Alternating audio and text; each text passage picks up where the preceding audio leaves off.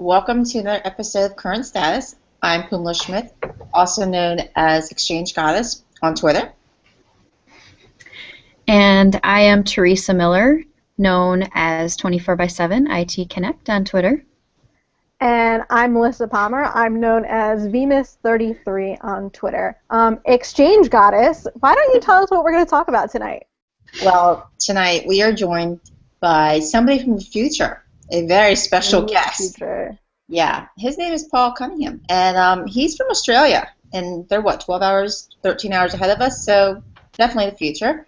So, Paul, tell us about yourself and what you do, and actually, first of all, you have to tell us what you're drinking, because that's the most important, question of the day. That is, pretty important, yeah. G'day everybody. My name's Paul. I'm Paul Cunningham. I am coming to you from Australia. Yep, we're 12, 14, 15 hours ahead of you, depending on where you are in the US, I guess. I am an Exchange Server MVP. I run the ExchangeServerPro.com website. And here in Brisbane, I work as a system consultant for a company called Idea11. So I'm here in my office right now. It's 1 o'clock in the afternoon on a Friday here, so I'm still at work at the moment. So we do a little bit of, consulting, managed services. I work mostly in the Exchange and Office 365 space, but also in other areas such as Amazon Web Services and just general Microsoft infrastructure as well. And I thought this was a drinking show based on past episodes, so I brought along a special Australian beer, which I think most people would recognise, the iconic Foster's.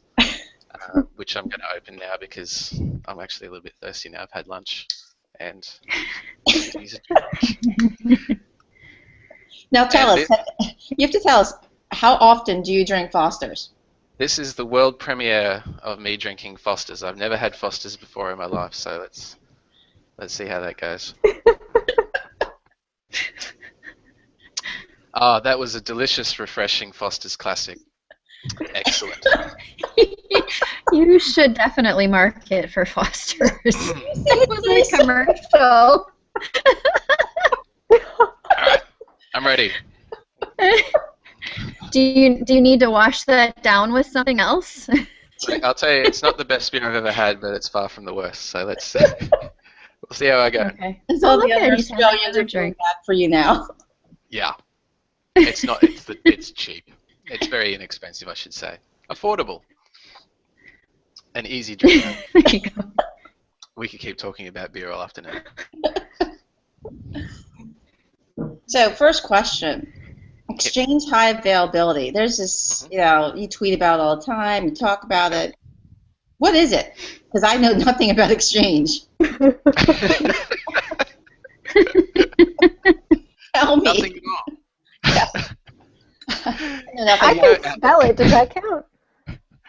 I want you to think of Exchange as being your Outlook server. There you go. And I, to some people, am just a senior Outlook engineer. So I spend most of my day helping people with their Outlook problems. So recently, I teamed up with two of my fellow MVPs, Steve Goodman from the UK and Michael Van Horenbeek, he's from Belgium, and we wrote a whole ebook on Exchange 2013 high availability. And we wrote that because a lot of people, they're just not really sure where to start when it comes to the topic. And email is one of those services that it gets a mixed rap around the industry these days. Everyone's like, oh, it's a commodity service, it's cheap, it's whatever you want to say about it. But at the same time, it's one of the most important things in most businesses, and it's very easy to screw it up, and it's very easy to have days where the email server's down again and all that sort of thing. But fortunately, it's also a well-designed and well-architected product in terms of being able to deploy it in a very resilient fashion, basically. So you can deploy Exchange 2010 or Exchange 2013 in various models. Most people would be familiar with the concept of what's known as a DAG, or a database availability group. And basically what you're doing is you're replicating your databases between multiple servers. You add in a little bit of load balancing to the mix, and you've got high availability. So if I was saying it's as simple as that. So it's kind of like clustering for Exchange. It is. It is kind of like clustering, but it's not like your traditional clustering though. It's more like data replication, and then intelligence built into the product to handle things like where do I send client requests, which one's the master database, which one's are the passive database copies, that sort of thing.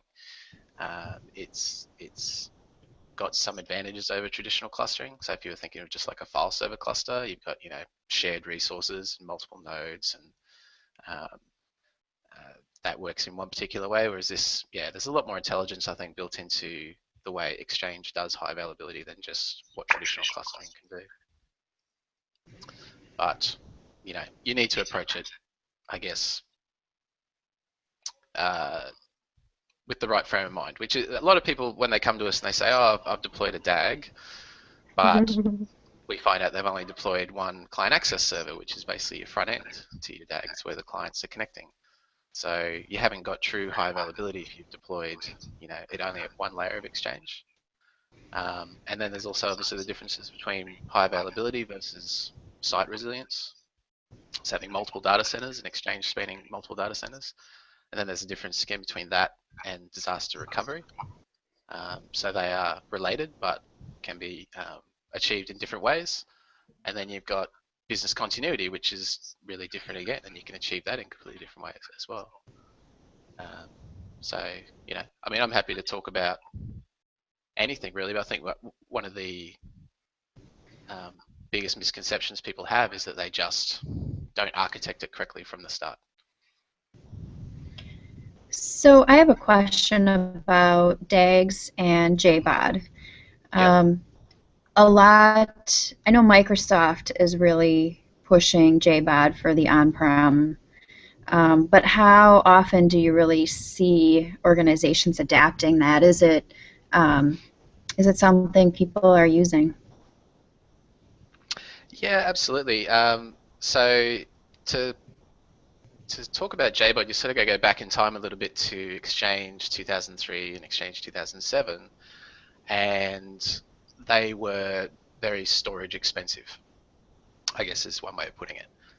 So you had to back them with SANs, and when you're talking about the push from businesses to have bigger and bigger mailboxes, that means more and more SAN, and SAN gets really expensive. And then you throw in something like the Exchange 2007 way of doing high availability, which was, Foster's, doing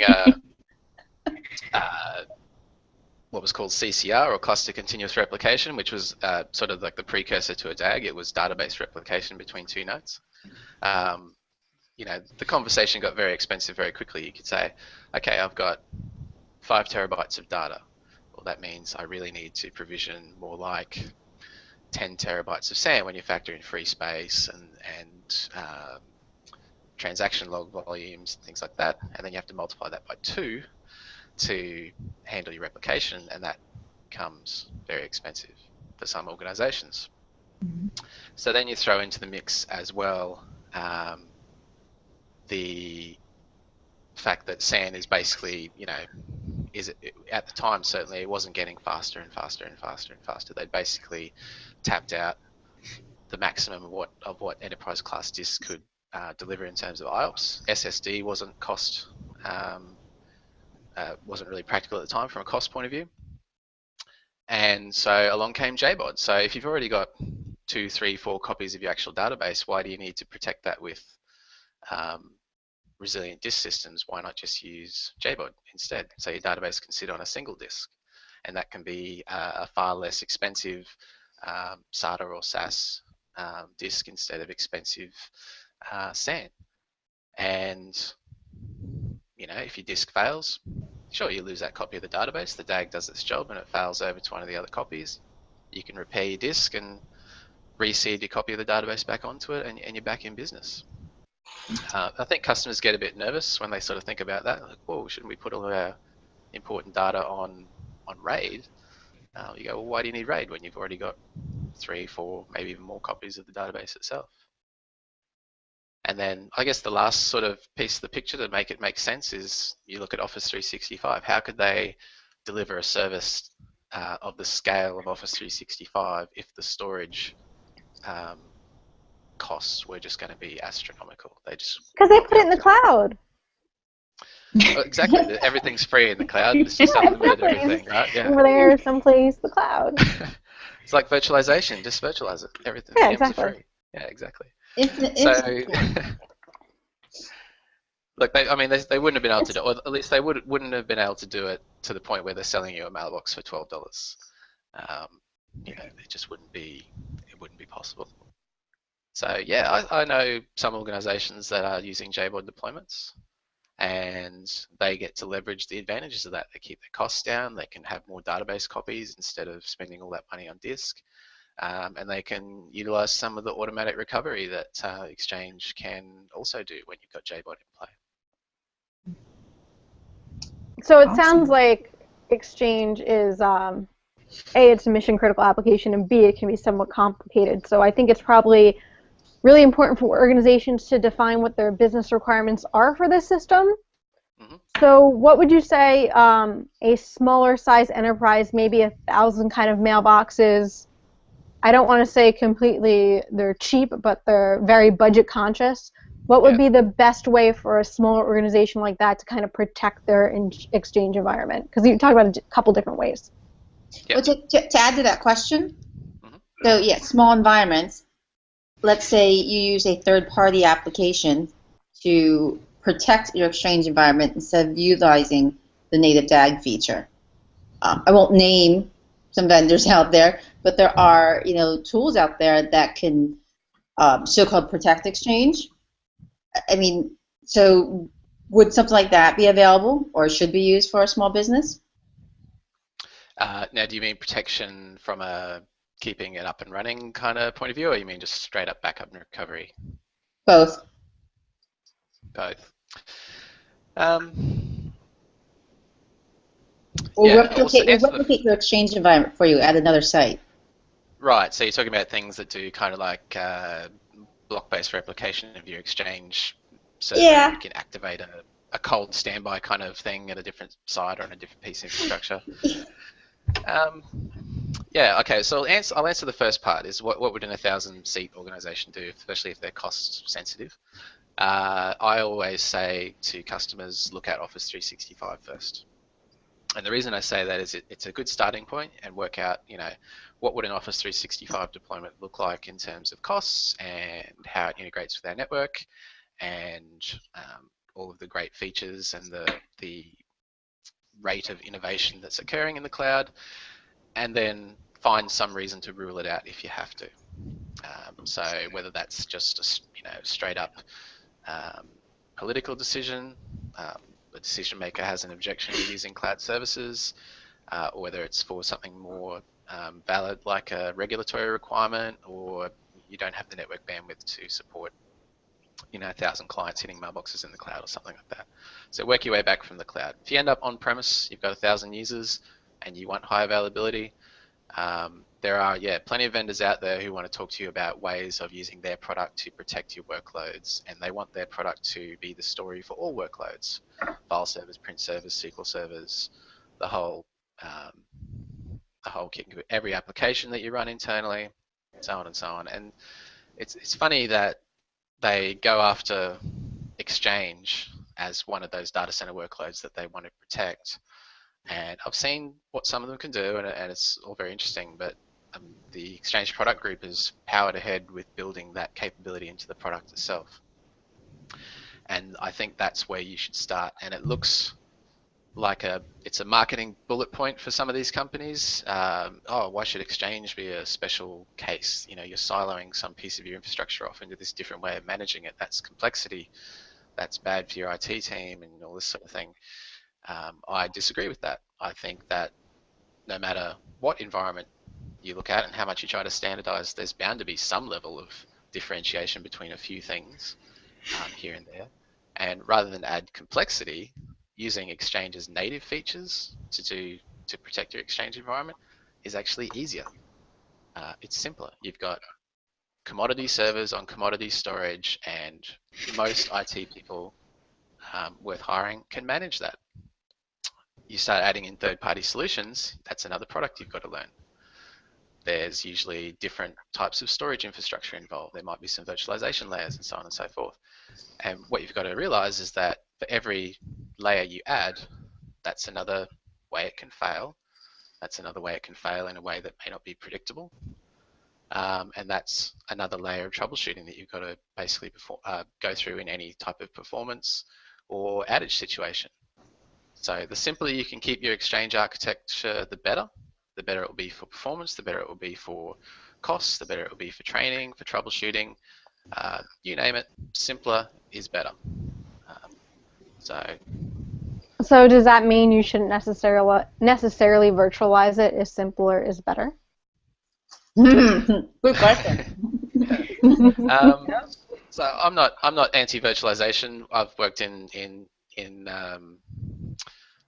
virtualization first organizations where you look to virtualize everything new and you find a reason not to if you have to.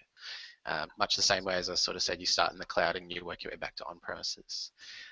So virtualization is supported.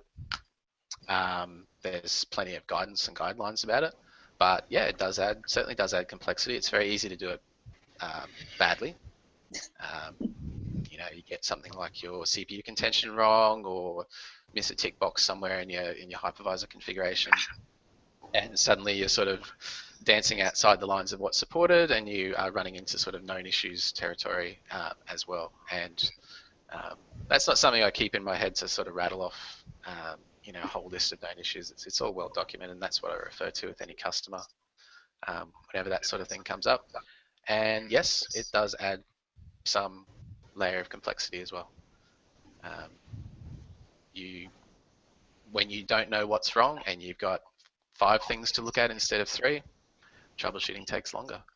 And if you get into a situation where your vendors are pointing fingers at each other saying, this is not an Exchange issue, look at your hypervisor, and your hypervisor vendor is saying, this is not a hypervisor issue, look at your application, your customers get stuck in the middle.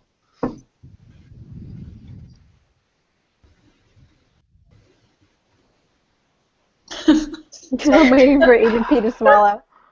She looks like she wants to say something, but her mouth is full. We should all take a drink or eat something at the same time. Everything will just go quiet. All right, that's awesome. I'm sorry. Every time I see that Foster's can, I have to laugh. It's growing on me, actually. I won't say I found my new brand, but you'll get a call from Foster's. to endorse them. Yeah. Well, everybody loves a free T-shirt, right? That's great. Awesome. So did I answer your question about virtualization? Well, I had to ask that. I couldn't help it. Yeah. No, I understand. Look, companies want to virtualize. Exchange is not a reason. It's not a reason not to. It's supported, but yeah, It's with anything. You have to make sure you do it correctly, right? And it's true virtualization or Exchange on physical hardware or anything we're going to deploy in our data centers. We need to make sure we're doing that the right way. Right. Combination of our business requirements, our best practices, our experience, all that sort of stuff. So. Bingo. When you mention the extra layer of complexity, though, when you think about a larger organization and if virtualization first is the practice, you may be potentially standing up an entire VM farm for Exchange, or at least a series of nodes, multiple nodes. We used to have our Exchange running on 2-node ESX clusters, so 2 nodes of ESX would be running like 3 Exchange servers or something silly like that. Well, really? And you look at the cost advantage of JBOD. I think, to add to Paul's point, it does add a layer of complexity when you do virtualize Exchange in a high availability site resiliency mode, because you've got a SHUTSTAG, you have 2 data centers, and whatever you have in one environment, you got to have it in the other data center as well. Right. So now there's added costs. If you've got a 2-node cluster on one side, you need another 2-node cluster. Exactly. And everything needs to be identical. Your disk are, got to be basically identical as well. So you got to buy 2 new SANs. Yes, it's an added layer of complexity, but there are organizations that they really push it. Wow, Exchange guy. I do it. I know a lot about this Exchange thing. Yeah. I'm actually designing, a virtualized environment again right now, and as long as it's done right, I don't think there's a problem with it. But it does take babysitting though, and caring and feeding, making sure you water it and fertilize it. And Literally, do you want me to go water my Exchange server? Exchange John said, water my Exchange server. throw some fertilizer in it. It's not organic, you know. Oh, I want an organic Exchange server. Oh, no. Mine has to be organic. The hormones, right? Yeah, sorry. Yeah. Now we're going to be testing that HA or site resilience or disaster recovery, But when whatever's set up. Yeah, I mean, it's really, there is an added layer of complexity because you do have to make your, hypervisor settings, you got to make sure they're there. You got to make sure it's right. Oh, yeah, because if it's not, to Paul's point, it can be done badly, and then you're running around trying to figure out what's going on. And I've seen that, too. Yeah, we've all seen that, yeah. I think when you get to the size where you're sort of throwing, Exchange onto practically a dedicated VMware host or dedicated hypervisor host, I think you got to stop and do the maths. Are you saving money or just throwing it up against the wall at that point? Yeah. What sort of advantages do you really get from that? You virtualized it. I guess you can live migrate it to another host if you need to do some dynamic, let's add a bit more RAM or something like that. But it sounds like from what you're saying a lot with the high availability stuff you can do with Exchange, you can give a lot of the virtualized functionality to it with its native features as well. Yeah. There's a fine line. Yeah, well, Exchange is less of a server now than it is like a service, I guess. When you have this massive Exchange servers running this service, it's irrelevant, whether 2 out of 10 are offline because you're upgrading the RAM in them or replacing failed disks or something like that. It really becomes irrelevant. And Office 365 is the best example of that. I mean, you consider the scale of that environment and what they must have to do in terms of continual upgrades and maintaining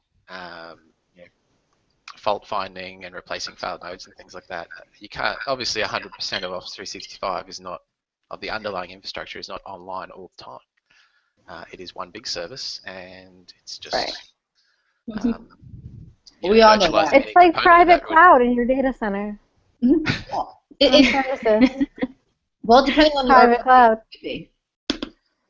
Private cloud? Sure, why not?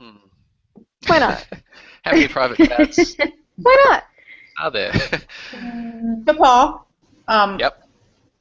how you like the new Outlook for iOS? I saw you downloading it today. I told you. Well, you're killing me. See, what happens is I go to bed and then I wake up and something enormous has happened in the States and everybody's talking about it while I was asleep. And so I scurry along trying to catch up with the latest news. And so, I had a look at this new Outlook app. I put it on 3 devices. It's interesting. It's going to, basically, they're deprecating the OA app for OA for devices, which I used almost exclusively. I use that every day on my iPhone instead of the native mail app for my Office 365 mailbox. And so now they're switching over to this Outlook app. It's pretty good. It's promising. I'll say it's not feature complete. This is a first release. It's pretty obvious that it's a first release.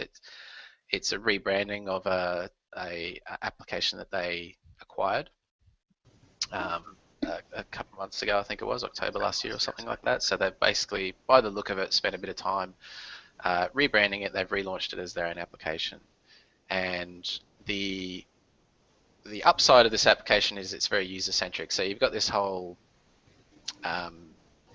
mantra out there that email is broken and email is terrible, and all these people who basically invite too much email into their mailbox and then they need some way of managing it. And the native mail apps and even Outlook itself too much email into their mailbox. It just kind of ends up there. Right. It's my approach is different. I just stop inviting crap into my inbox, but that's not everybody's solution. So there's this little, in the last few years, this trend of these third-party apps coming along, and they sort of add little special features like the ability to work out who your most important contacts are and show you that email in a sort of priority view. The ability to sort of, here's something that's come in, I don't need to deal with it today, I'll move it out of my way and the application will bring it back to my attention on Friday because that's the day when I know I need to deal with it. So just get it out of my inbox. And a lot of this is, about all that inbox zero kind of stuff that people are right into. But it's, from an enterprise point of view, I've seen a few things already that I'm a bit concerned about. I think if you're a business that doesn't care too much about mobile device management, you won't care too much about this. And if you don't have any real concerns about security of corporate credentials, then you also probably won't care about this. But one of the ways this application behaves is it sort of acts as a man in the middle for your mobile device connection. So you're not actually authenticating from the application to Exchange or Office 365. You're actually authenticating to a server that then on your behalf is fetching your mail. This is the way the application worked when they acquired it. And I don't know what's changed behind the scenes yet. So I guess it's possible I'm describing a slightly out-of-date architecture, but this is everything I know right now. And so this server will basically be fetching your mail on your behalf and then doing these intelligent things for you, like working out, surfacing the most important mail first, and when you tell a mail to go away and come back in 5 days, it handles that for you as well. So there's one obvious issue with that is you're giving your credentials to something that is not keeping them secret, I guess, from just, you're the only one who knows them. I'll say that that's probably sounds worse than it really is. If you are a hybrid organization with Office 365 and you're doing password sync, your credentials are already hashed and stored in Microsoft's cloud ecosystem. So this just being another form of that, if your organization already doing that, probably not a big concern. I trust Microsoft to securely store these credentials for me. So we can push that aside, at least from my point of view. But when this thing connects to your Exchange server, no matter how many devices you put this application on, it basically shows up as one mobile device association in Exchange. So I've connected 2 devices so far, one Android and one iOS. And when I look at my Exchange server for that user, I see one device association. Which is interesting because, first of all, it makes it very easy if I choose to block this application. So if I want to create a device access rule that blocks the new Outlook app, I can do that one rule and it will basically kill all platforms. I don't have to do a special one per platform. So that's good. But on the other hand, what if I had my phone and my tablet and they both have this app on it and I lose one of them? And I say to my help desk, well, I've lost my iPad, and they have a response to that where they say, we'll initiate a remote wipe. Well, what are they actually going to be remote wiping? There's only one device association there to send a remote wipe to that's going to wipe everything that's got this application on it, including the phone that I still have. That's a good point. Not necessarily just the tablet. It's interesting. That I misplaced. So I'm going to do a little bit of testing around the mechanics of that. Whether that's a concern or not, it depends on whether the wipe just kills the application data or whether it actually kills the whole device. Obviously, if it kills the whole device, that's not something you want to be doing on a regular basis. One of the other ways that it's possibly a bit of a concern for more secure orgs is whether it's respecting your security policies for your devices, things like PIN complexity, PIN length, device encryption. What happens with these little non-native mail apps is they often they present to Exchange and they look like a device unto themselves.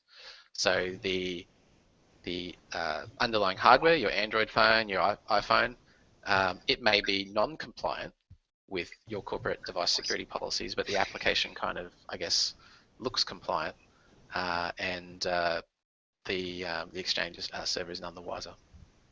So this is definitely something I want to dig into a little bit more and maybe speak to some people at Microsoft about.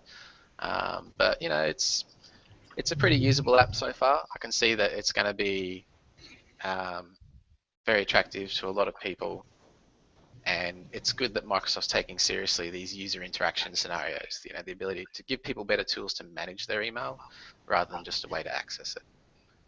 So So we'll see how speaking this of plays out. email and the way to access it and all these great things, so Amazon has come out with their own kind of enterprise mail product called Workmail. Yeah. What do you think of Amazon entering this arena? I wouldn't have called it Workmail because they're just dying for it to be nicknamed Worstmail. You know, that's their brand, heard it I first. guess. Yeah. You have to take Amazon seriously, and I was just at an Amazon function yesterday, and they gave me some stickers. They're serious about email, as you can see. Exchange runs on AWS. Exchange on AWS, yeah, they've got. Is that solution Workmail or right, no? yeah. That's something different. No, I don't know what's under the hood. For It's Workmail, actually to be not. I honest, don't think actually. it's supported, is it, Paul? Oh, good question. I don't think Exchange on AWS is supported. I didn't think it was. I bet it's supported on Azure though. No, it's not. I don't know. No, it's not supported on Azure. The Witness Share just got supported, what, a month ago? Yeah, which was mainly an issue with network connectivity, not so much any other Azure capabilities. So yeah, Microsoft will say, now look, anyone who wants to know straight from the horse's mouth, there's a really good session from MEC, the Microsoft Exchange conference. You can get the recordings on Channel 9 on TechNet. Just look for MEC 2014, and it's Jeff Mealiff's session on something performance related, put it that way, or virtualization best practices or something like that. And he's got some dot points in there about running Exchange on cloud services, and Tony Redmond, if you sort of Google Tony Redmond Exchange AWS, he's got some thoughts on it as well. And what it really comes down to is you don't quite know what you're getting from a cloud provider under Is this true? behind the scenes. Yes, you can order up a certain size CPU, memory configuration, disk, and all that sort of thing, and probably even get guaranteed IOPS and whatever you think you need. But what's running behind the scenes on that? Is it a supported disk type? Is it a supported hypervisor? Is it a supported hypervisor configuration?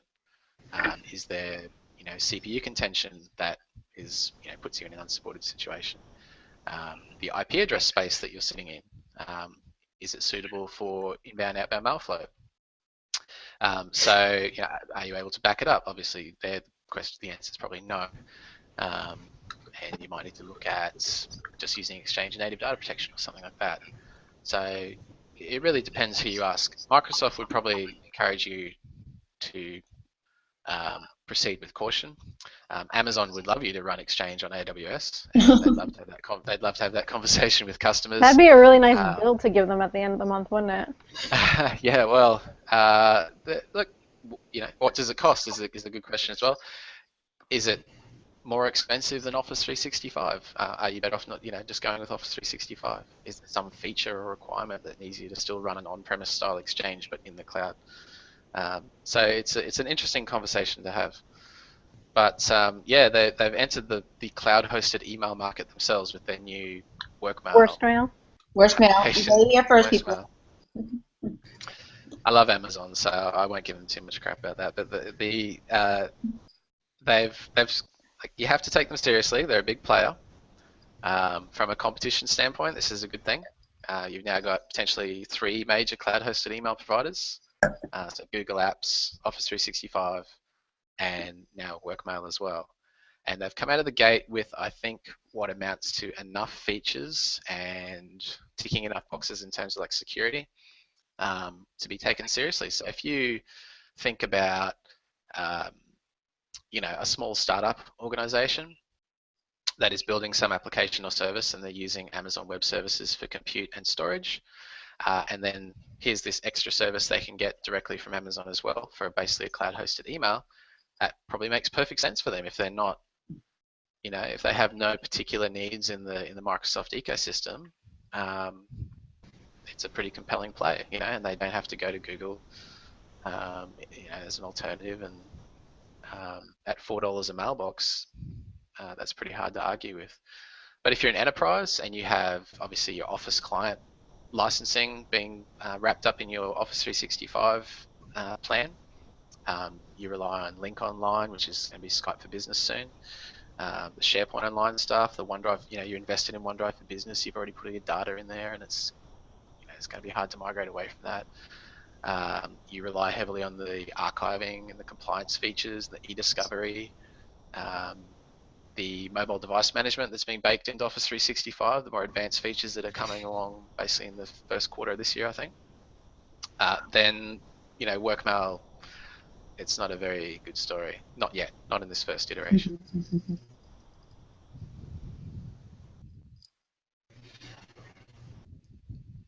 Okay. Oh, you've tweeted the voicemail thing too, haven't you? Yeah, we tweeted voicemail already. It's going around the Twitters. Yeah. Yeah, yeah, voicemail. It's official. So people heard it here first. And look, Foster's and voicemail. There you go. Yep. I'll just But claim I no was drinking when I said kangaroo. Yeah, I know. Oh wait, there's a kangaroo on the can, right? There's a pregnant kangaroo. Pregnant one. Did we get a kangaroo on the There show? you go. There Finally we have a go. kangaroo on the show. So, somebody, one of our There we Twitter go. said that your whiteboard is dying to be written on. Oh. Yeah, I just cleaned it. I just had to because I I had. think you need to draw a kangaroo on the whiteboard. Dear me. Maybe I'll tweet a picture later then. I don't even know where my pens are now. Oh, look, they're all there on the whiteboard. Run out of excuses. Oh, my headset cord is not long enough. I can't do it. Sorry. Yeah, okay. Well, everybody, I think our time's up for today, or evening, morning, whatever time zone you're in. So thank you, Paul, for joining us on From the future. Yeah, I know, from the future. Did you win the lottery? Is there like a winning lottery number you can tell us? There's apes everywhere. They're attacking us in the streets. The future's bright. The future looks good. Okay, so no zombies yet? No Good. zombies yet. No. Okay. Well, thank you, everybody, and thank you for joining us for another episode. And that's it. Peace out. Thanks for having me. Thank you for Oh, joining thank you. us.